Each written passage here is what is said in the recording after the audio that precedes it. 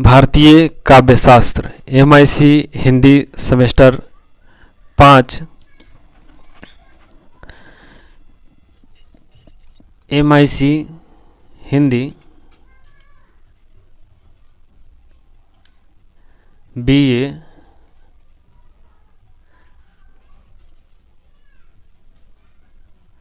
Semester 5 इसमें है MIC 5 में है भारतीय काव्यशास्त्र। इसमें 3 यूनिट को पढ़ना है। पहले यूनिट में हम लोग पढ़ेंगे भारतीय काव्यशास्त्र का सामान्य परिचय, काव्य लक्षण, काव्य प्रयोजन। दूसरे यूनिट में पढ़ेंगे प्रमुख अलंकारों के लक्षण, उदाहरण, श्लेष, यमक, वक्रोक्ति, उपमा, रूपक, उत्प्रेक्षा, अतिशयोक्ति। तीसरे यूनिट में पढ़ेंगे प्रमुख छंदों का लक्षण, उदाहरण, दोहा, चौपाई, रोला, सोरठा, कवित्र, समैया, छप्पै। ऐसे सोच रहे थे उतना दिन के वीडियो में कि आप लोग कमेंट कीजिएगा ताकि यह पता चले कि क्या समझाना है, क्योंकि कोई भी शिक्षक होते हैं वह कहते हैं कि हमको 11 साल का एक्सपीरियंस है, 10 साल का है या 5 साल का है। एक्सपीरियंस का मतलब क्या होता है? जैसे कोई भी विद्यार्थी है वह शिक्षक के पास जाता है और प्रश्न करता है तो उन शिक्षक को भी लगता है कि अच्छा इस प्रश्न का उत्तर इस तरह से देना चाहिए ताकि विद्यार्थी को भी समझ आए, लेकिन आप लोगों ने कोई कमेंट नहीं किए।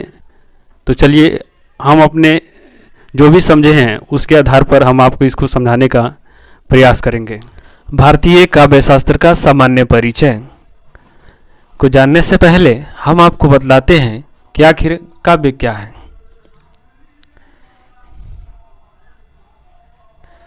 काव्य दोष रहित,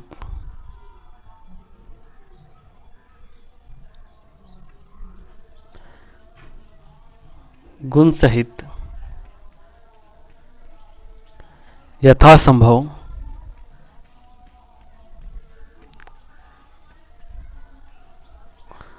अलंकार युक्त,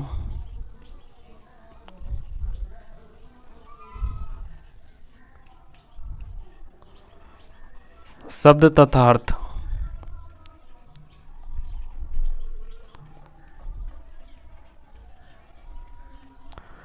को काव्य कहते हैं।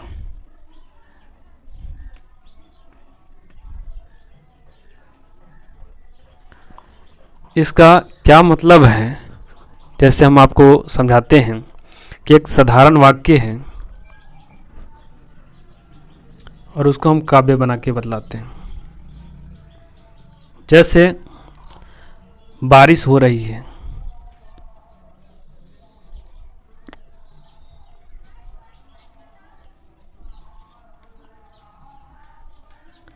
यह एक साधारण वाक्य है।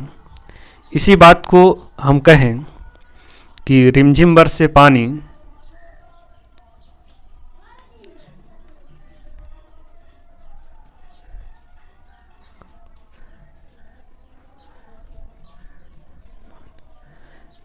याद आए नानी।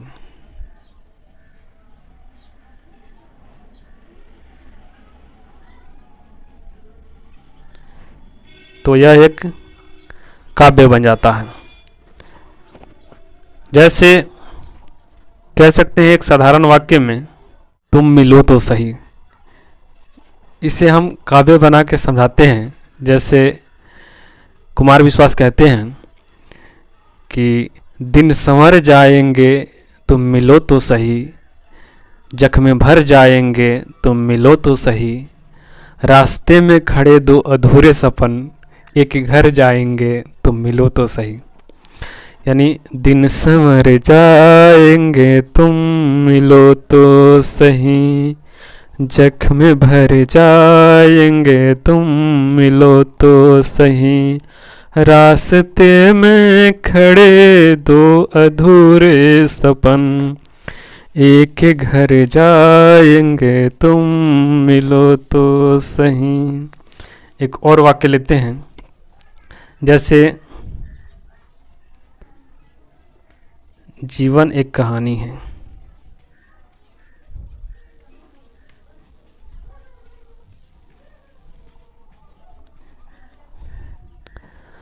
चलना है बस चलते जाना,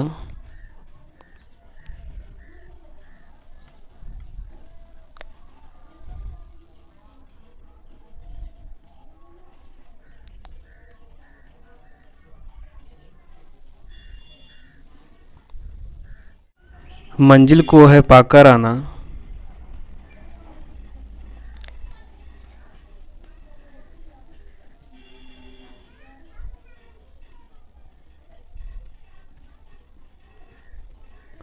रुका हुआ पानी भी सड़ता,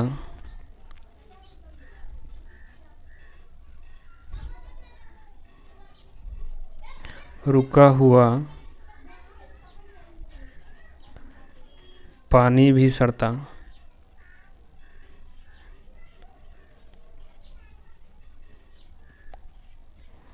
बहता हुआ पानी निर्मल होता, बहता पानी निर्मल होता।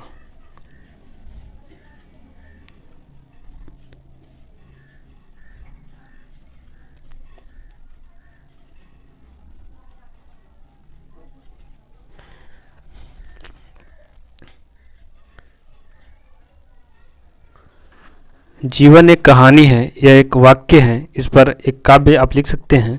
चलना है बस चलते जाना, मंजिल को है पाकर आना, रुका हुआ पानी भी सड़ता, बहता पानी निर्मल होता। अब हम आपको समझाते हैं कि आखिर भारतीय काव्य शास्त्र क्या है।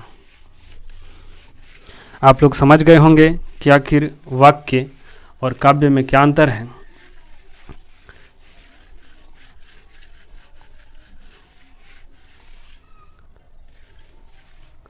मतलब एक साधारण वाक्य को रस युक्त बनाना, जैसे भारतीय काव्य शास्त्र।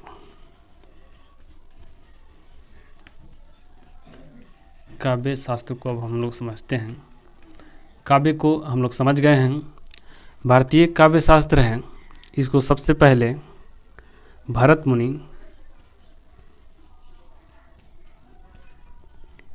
के नाट्य शास्त्र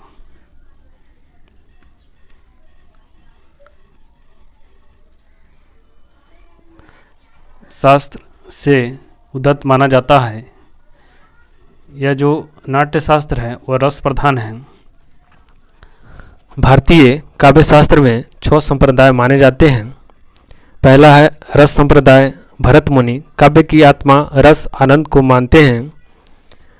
अलंकार संप्रदाय भामा काव्य में अलंकारों सौंदर्य को प्रमुखता देते हैं। तीसरा है रीति संप्रदाय। वामन विशिष्ट पद रचना या शैली रीति को काव्य की आत्मा मानते हैं। चौथा है ध्वनि संप्रदाय। आनंदवर्धन काव्य को व्यंजना या ध्वनित अर्थ को सबसे महत्वपूर्ण मानते हैं। वक्रोक्ति संप्रदाय। कुंतक कथन की टेढ़ी या विशिष्ट भंगिमा को काव्य की आत्मा मानते हैं। औचित्य संप्रदाय। क्षेमेंद्र काव्य के सभी अंगों में औचित्य उचित संतुलन को अनिवार्य मानते हैं। यानी भारत के जो काव्य शास्त्र है इसके प्रथम आचार्य भरत मुनि माने जाते हैं, जिन्होंने नाट्य शास्त्र की रचना किए हैं। और जो यह नाट्य शास्त्र है यह रस प्रधान है, क्योंकि जो भरत मुनि हैं वह काव्य को रस युक्त मानते हैं। ऐसे जो भारतीय काव्य शास्त्र है इसके जो प्रमाण हैं वह ऋग्वेद से मिलते हैं।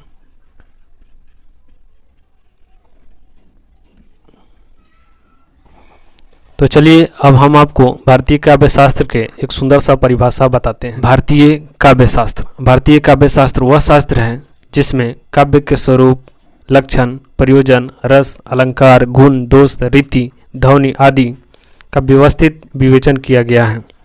यह शास्त्र काव्य को केवल मनोरंजन का साधन न मानकर उसे आनंद, बोध और संस्कार का माध्यम मानता है। अब हम आपको काव्य लक्षण बताने जा रहे हैं, यानी एक काव्य में क्या क्या गुण होने चाहिए। जैसे आचार्य विश्वनाथ हैं, इन्हें कविराज भी कहा जाता है। ये कहते हैं कि जो काव्य है वह वाक्यम रसात्मकम काव्यम, यानी जो काव्य है वह रस से युक्त होना चाहिए, यानी रसात्मक वाक्य ही काव्य है। और इनके जो ग्रंथ है वह है साहित्य दर्पण। आचार्य भामा शब्द अर्थो सहितो काव्यम, शब्द और अर्थ दोनों से युक्त रचना काव्य है। ये जो नाट्य शास्त्रीय ग्रंथ है काव्य अलंकार, उसमें से लिया गया है और इनके जो रचयिता है वह है आचार्य भामा। उसके बाद है आचार्य दंडी, काव्यादर्श नामक ग्रंथ से यह जो है लिया गया है। शरीरम ताव दृष्टार्थ विवच्छिन्न पदावली, शरीर इष्ट अर्थ से युक्त दोष रहित गुणों और अलंकारों से मंडित पदावली है।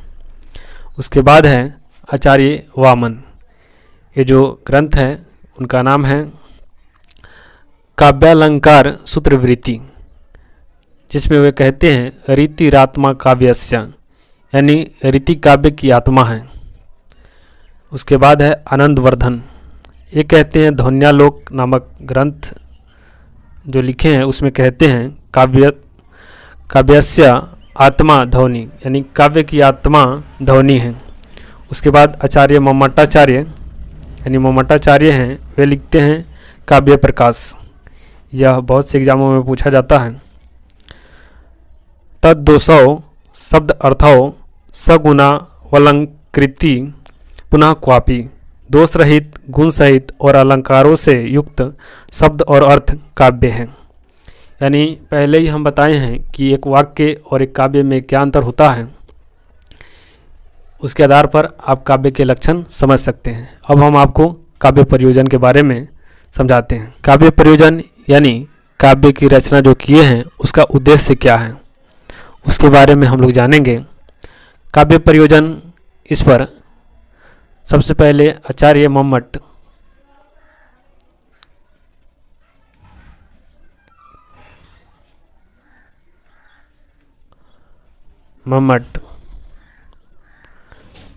काव्य प्रकाश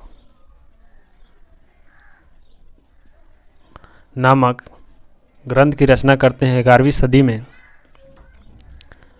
उसमें वे लिखते हैं काव्यम यस्य अर्थकृत्ये व्यवहार विदे शिवेत रक्ष्यते, साध्य परिनिवृत्य कांता समित तय उपदेश युज्य, यानी जिसका अर्थ होता है अर्थात काव्य यश का जनक, अर्थ का उत्पादक, लोक व्यवहार का बोधक, अनिष्ट का नाशक, शिवेत रक्षते, साध्य पढ़ने का सुनने के साथ ही परम आनंद को देने वाला और स्त्रियोचित सरस पद्धति से कर्तव्य का उपदेश करने वाला होता है। यानी जिसका मतलब हो गया काव्य में जो यश प्रदान करे, जो हमको अर्थ के बारे में समझाए, यानी अर्थ के बारे में बताए, लोक व्यवहार के लिए हो, जो अनिष्ट का नाश करे, जिसे पढ़ने पर आनंद की अनुभूति हो, साथ ही जो स्त्रियोचित, यानी जिस तरह से स्त्रियां होती है और अपने जो वर होते हैं उसको जो समझाती है, तो जो सरल शब्दों में समझाती है और उनको समझ आ जाता है और वे अपने कर्तव्य की ओर बढ़ जाते हैं, उसी तरह से उपदेश देने वाला होता है काव्य। ये रह गया संस्कृत में, लेकिन हिंदी जो हम लोग पढ़ रहे हैं उसमें है सबसे प्रसिद्ध आचार्य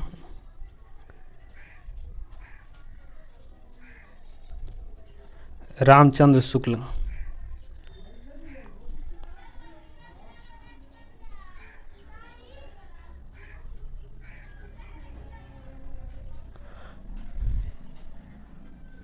ये जो ग्रंथ लिखते हैं वह रस मीमांसा लिखते हैं।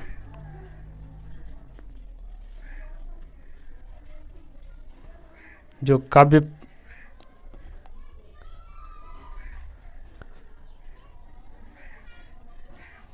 के लिए जो ग्रंथ है वह ग्रंथ है रस मीमांसा, जिसमें रस के बारे में समझाते हैं कि जो काव्य है वह आनंद की प्राप्ति, चित्त शुद्धि, धर्म, अर्थ, काम, मोक्ष, यानी 4 पुरुषार्थ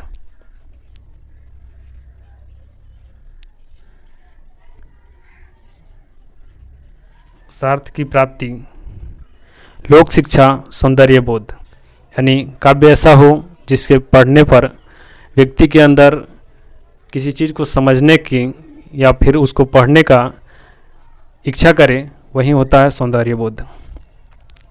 एक जैसे है, तुमुन कोलाहल कलह में मैं हृदय की बात रे मन, विकल होकर नित्य चंचल खोजती जब नींद के पल, चेतना थक सी रही तब मैं मलय की बात रे मन, चिर विषाद विलीन मन की इस व्यथा के तिमिर वन की, मैं उषा सी ज्योति रेखा कुसुम विकसित प्रात रे मन। यानी जैसे मन जो है वह विचलित हो जाता है, तो जो श्रद्धा है वह उस मन को समझाती है, यानी मन्नू को। इसी पर जयशंकर प्रसाद ये लिखते हैं, उसी तरह से जो काव्य होते हैं वह मन को आनंद प्रदान करते हैं। अब हम इसके दूसरे यूनिट की तरफ बढ़ते हैं, अलंकार की तरफ। अब हम आपको अलंकार के बारे में समझाते हैं। जो अलंकार है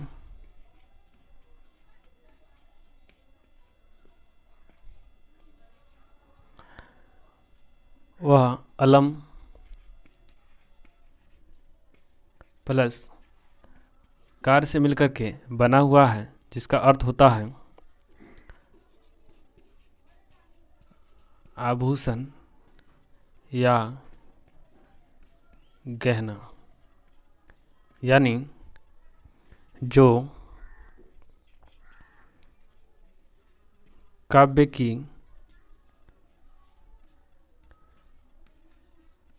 शोभा बढ़ाने वाले तत्वों यानी शब्द और अर्थ को अलंकार कहते हैं। जो अलंकार हैं यह दो प्रकार के होते हैं।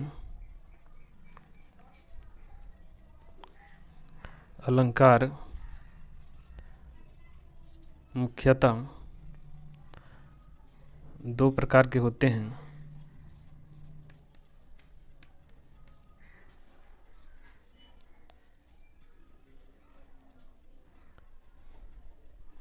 पहला शब्दालंकार,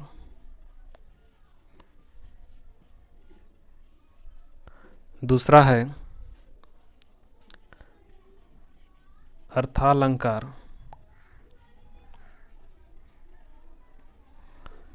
तीसरा है उभयालंकार।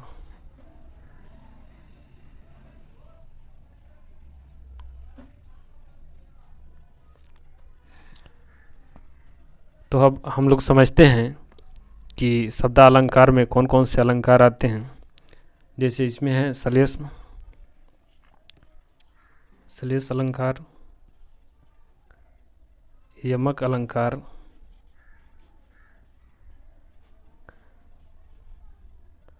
वक्रोक्ति अलंकार,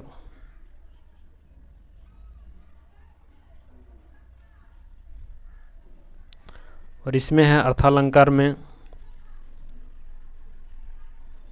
उपमा अलंकार, रूपक अलंकार, उत्प्रेक्षालंकार,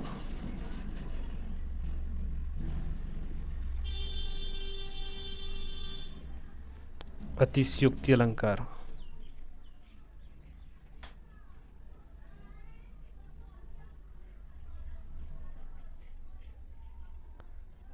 अतिशयोक्ति अलंकार। तो चलिए एक एक करके हम लोग इन सभी अलंकारों के लक्षण और उदाहरण को देखते हैं और साथ ही पहचानने का ट्रिक भी जानेंगे। अब सबसे पहले हम लोग शब्दालंकार को समझते हैं। शब्दालंकार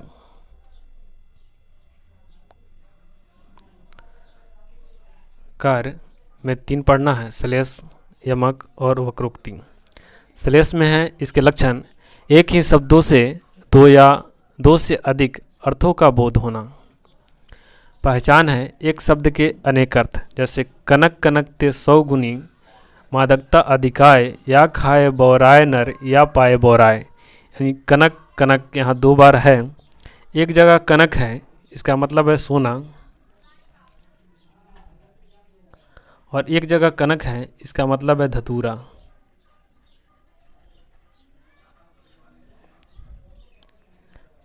यमक अलंकार लक्षण है एक ही शब्द की आवृत्ति हो पर अर्थ भिन्न भिन्न हो। पहचान है शब्द एक से अधिक बार, अर्थ भिन्न भिन्न। जैसे राम नाम की लूट है, लूट सके तो लूट, अंत काल पछताएगा जब प्राण जाएंगे छूट। यहाँ जो लूट शब्द है वह 3 बार है। यानी राम नाम की लूट है, लूट सके तो लूट, यहाँ लूट का मतलब है अवसर, और यहाँ लूट का मतलब है लूटना।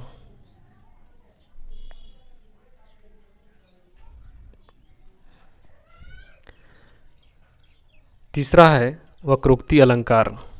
लक्षण है इसके साधारण बात को विशेष तरीके या चमत्कारपूर्ण ढंग से कहना। इसके उदाहरण है वह आया नहीं, आने का बहाना कर गया। को तुम है घनश्याम हम, बरसों कित जाए। तुम अगर घनश्याम हो तो हम बरसाना क्यों जाएं, यही इसका मतलब है। तो चलिए अब हम लोग समझते हैं उपमा, रूपक, उत्प्रेक्षा और अतिशयोक्ति अलंकार यानी अर्थालंकार को। अब हम लोग अर्थालंकार को समझते हैं। अर्थालंकार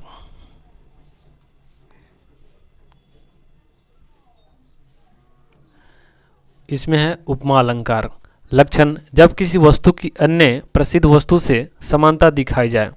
पहचान योजक चिन्ह के साथ साथ सा, सी, से, सम, सरिस ये रहे तो मान लीजिए कि वह उपमा अलंकार है। जैसे उदाहरण देखिए, उसका मुख चंद्रमा सा है, यानी चंद्रमा से उसके मुख का तुलना किया जा रहा है। साथ ही पीपर पात सरिस मन डोला, जो सरिस यहाँ पे है इससे आप समझ सकते हैं कि यह उपमा अलंकार के उदाहरण हैं। उसके बाद रूपक अलंकार। लक्षण जब उपमेय और उपमान में पूर्ण अभेद दिखाया जाए।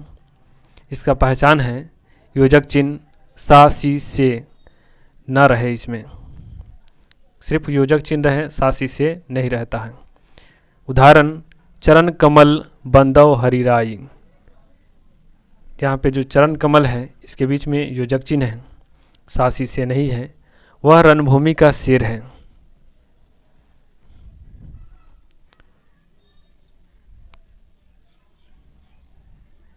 यानी जो शेर है, यानी यह वीर पुरुष को इंगित कर रहा है।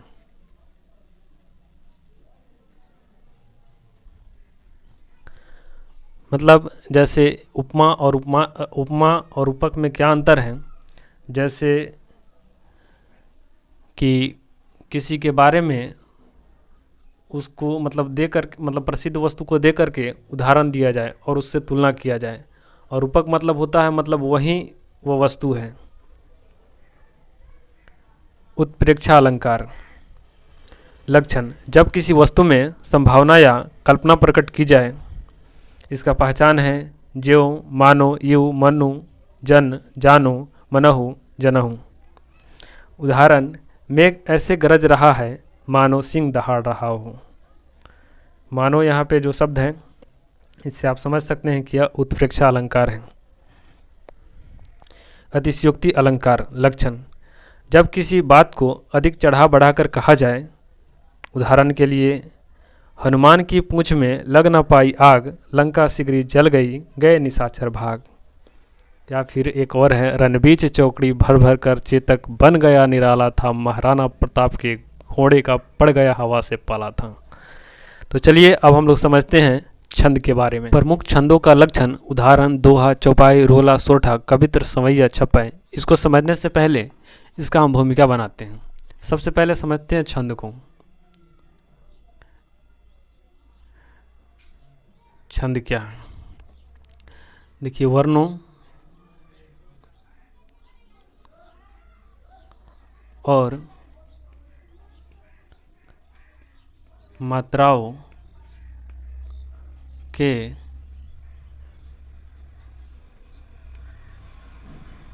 संयोग से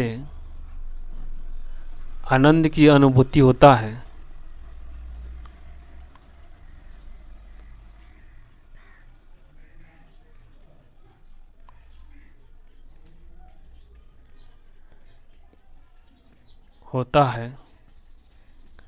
ऐसे वाक्य को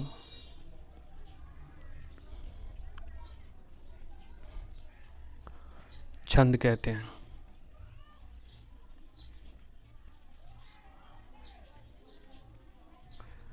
छंद का मतलब होता है आह्लादित करना, यानी खुशी। जो छंद है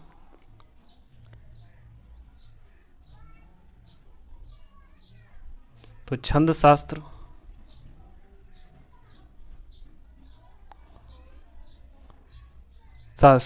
इस पर लिखे हैं, वह लिखे हैं आचार्य पिंगल।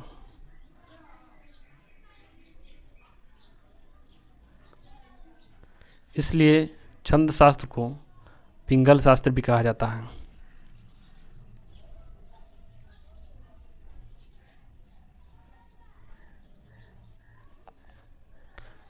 जो छंद है उसमें मुख्य रूप से दो चीज़ के बारे में पढ़ना होगा। पहला है मात्रा और वर्ण। मात्राएं जो होती है वह दो होती है,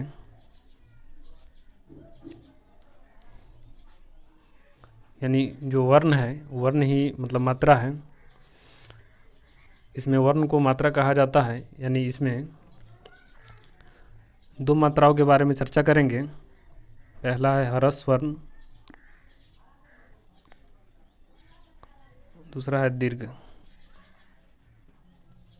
ह्रस्व को लघु मात्रा और दीर्घ को गुरु मात्रा कहते हैं। मात्रा या वर्ण। ह्रस्व यानी लघु को इस तरह से डिनोट करते हैं और दीर्घ को इस तरह से। जो ह्रस्व स्वर आते हैं हम लोग पढ़े हैं कि इसमें अ, ई, उ, री, इसमें आ, बड़ी, उ, ए, है, ओ, औ, अंग, अ। साथ ही जो क्री है, अगर कहीं पे क्री आता है तो क के स्थान के जो पहले है वो हो जाता है गुरु।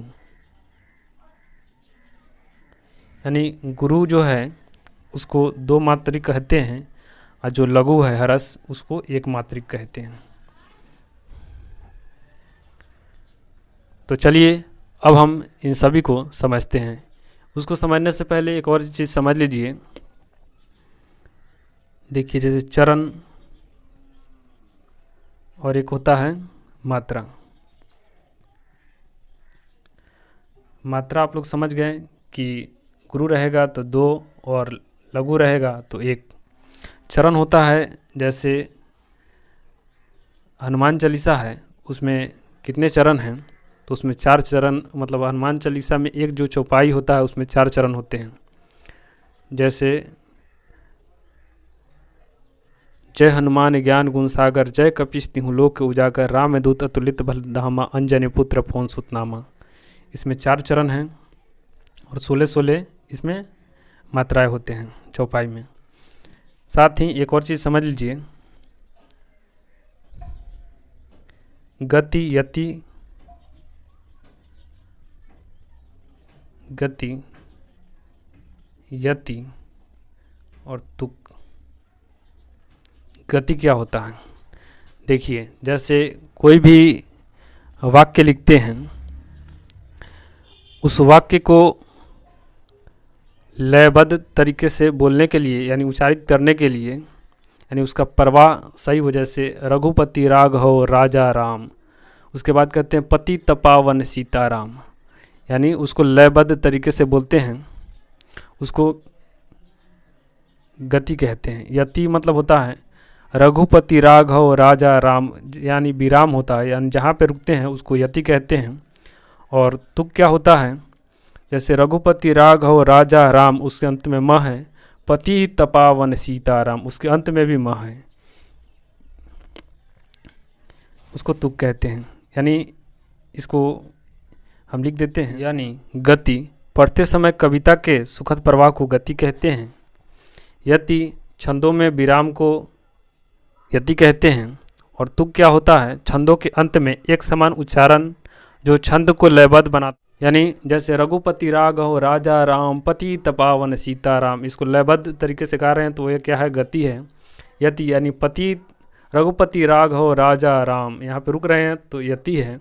पति तपावन सीताराम, यानी जहाँ हम लोग विराम ले रहे हैं वह यति है। तुक होता है जैसे रघुपति राघव राजा राम, इसके अंत में म है, पति तपावन सीताराम, इसके अंत में भी म है। अब हम आपको समझाते हैं छंद के प्रकार। छंद दो प्रकार के होते हैं, मात्रिक छंद और वर्णिक छंद। जो मात्रिक छंद है यह तीन प्रकार से होते हैं, सममात्रिक, अर्ध सममात्रिक और मात्रिक छंद। पहले वर्णिक छंद में समझते हैं। वर्णिक छंद इसमें आता है कवित्त और संवैया। उसके बाद सममात्रिक छंद में आते हैं चौपाई, रोला। अर्ध सममात्रिक छंद में आते हैं दोहा, सोरठा। मात्रिक छंद में आते हैं छप्पय। साथ ही जो दोहा है वो सोरठा का उल्टा होता है, और जो सोरठा है वह दोहा का उल्टा होता है। ये एग्जाम में पूछे जाते हैं। तो चलिए अब हम एक एक करके इन सभी के बारे में समझते हैं कि आखिर चौपाई क्या है, दोहा क्या है, रोला क्या है, सोरठा क्या है, कवित्त क्या है, सवैया और छपाई क्या है। अब हम आपको दोहा, चौपाई, रोला, सोरठा इसके बारे में समझाते हैं। दोहा अर्ध समात्रिक छंद होता है, 2 पंक्ति, 4 चरण। पहले चरण और तीसरे चरण में 13-13 मात्राएं, दूसरे और चौथे चरण में 11-11 मात्राएं। इसका क्या मतलब है, इसको हम आपको समझाते हैं। 2 पंक्ति, पहला पंक्ति, दूसरा पंक्ति। 4 चरण, पहला चरण, दूसरा चरण, तीसरा चरण, चौथा चरण। पहले और तीसरे में, पहला और तीसरे में 13 मात्राएं, 13-13, और दूसरे और चौथे में 11-11 मात्राएं होना चाहिए।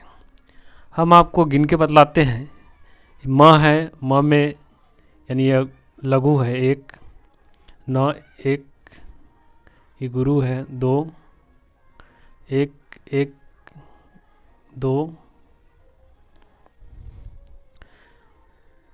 उसके बाद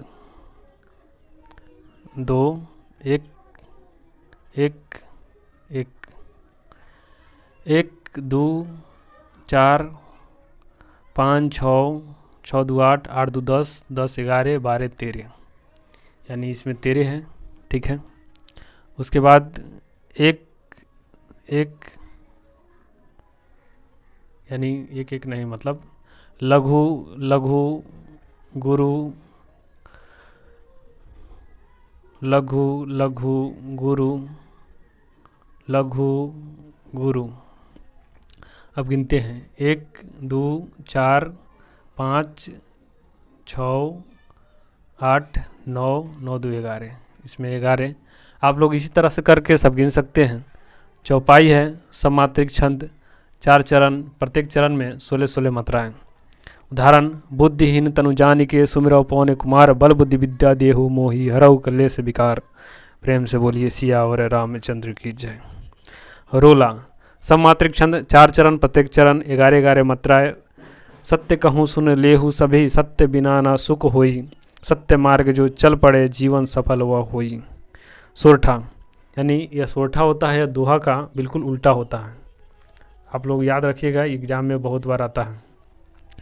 दोहा का उल्टा रूप अर्ध सममात्रिक छंद, पहले और तीसरे चरण में 11-11 मात्राएं और दूसरे और चौथे चरण में 13-13 मात्राएं। देख लीजिए यहीं पे है, उल्टा है ये है। जाके प्रिय न राम वैदेही, तजये ताहि कोटि बैरी सम, यद्यपि परम स्नेही।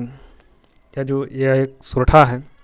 अब हम आपको कवित्र, सवैया और छपै के बारे में समझाते हैं। अब हम कवित, सवैया और छपै को समझाते हैं। कवित वर्णिक छंद है। प्रत्येक चरण में 31 वर्ण वीर, ओज, श्रृंगार रस में प्रयुक्त हैं।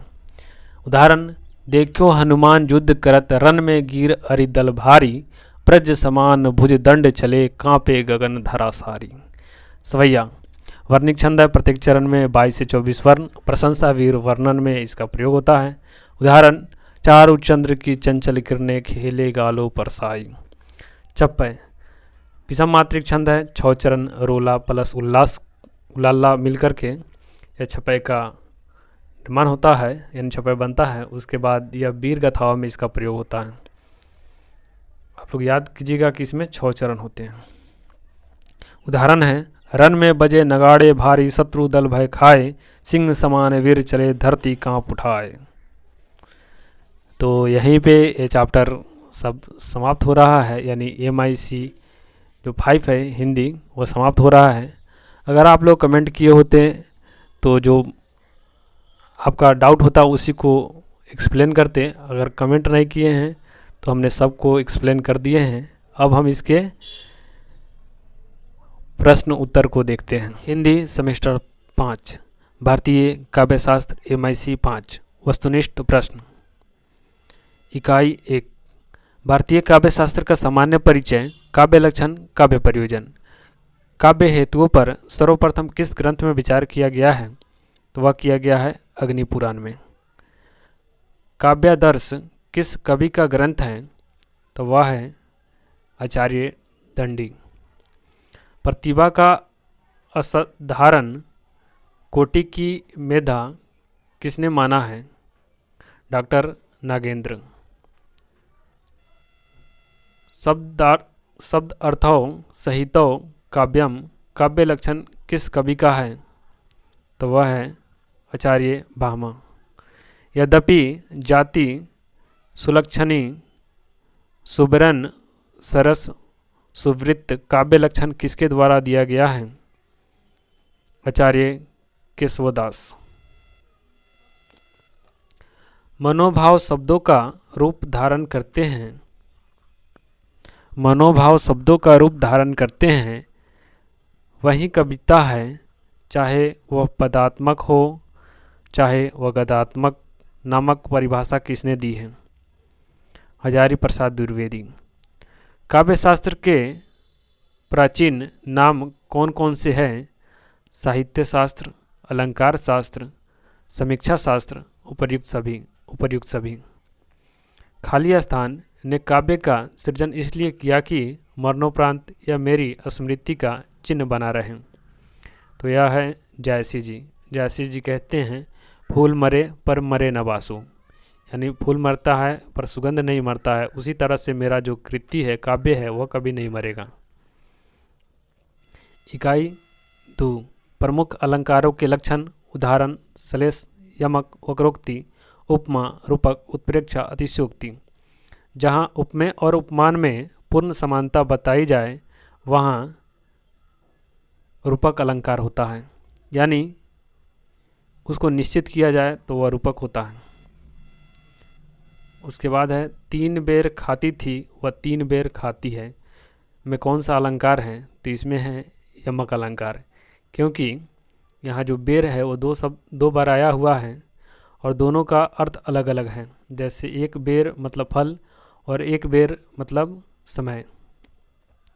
उसी तरह से है सजना है मुझे सजना के लिए, यहाँ 2 बार सजना शब्द आया हुआ है, एक बार आप लोग समझ ही सकते हैं। प्रमुख छंदों के लक्षण। उदाहरण: दोहा, चौपाई, रोला, सोरठा, कवित्र, सवैया, छपै। छंद सूत्र किसकी रचना है? तो यह है आचार्य पिंगल, यानी पिंगलाचार्य।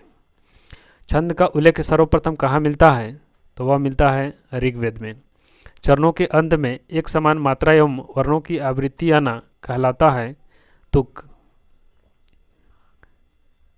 छंद के मुख्य कौन से भेद होते हैं? मात्रिक, वर्णिक, मुक्त, ये तीनों होते हैं, यानी उपर्युक्त तीनों। जहाँ एक पंक्ति में मात्राओं की संख्या 28 हो तो उसे कहते हैं दंडक।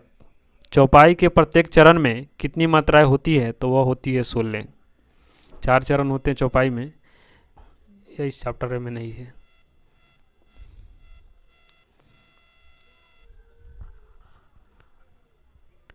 काव्य के तत्व किसकी रचना है, तो यह है देवेंद्र नाथ शर्मा। संस्कृत नाट्य शास्त्र का प्रथम आचार्य माना जाता है, तो वह भरत मुनि को माना जाता है। काव्य अलंकार किसकी रचना है, तो भामा।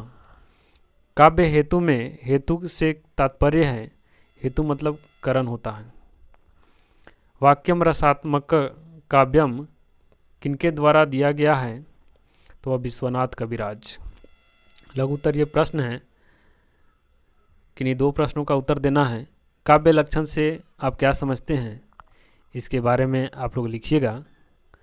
काव्य प्रयोजन को परिभाषित कीजिए, अलंकारों को परिभाषित कीजिए, वक्रोक्ति अलंकार को उदाहरण स्पष्ट कीजिए। दीर्घ उत्तरीय प्रश्न, एक प्रश्न का उत्तर दीजिए। भारतीय काव्य शास्त्र का सामान्य परिचय दीजिए। अलंकारों को परिभाषित करते हुए यमक, वक्रोक्ति, उपमा, अलंकारों को स्पष्ट कीजिए। छंद से आप क्या समझते हैं, दोहा, चौपाई, रोला, छंद को परिभाषित कीजिए। इन सभी प्रश्नों का उत्तर आप लोग स्वयं लिखिएगा। इस वीडियो को देखने के लिए आपका बहुत बहुत धन्यवाद। जय हिंद।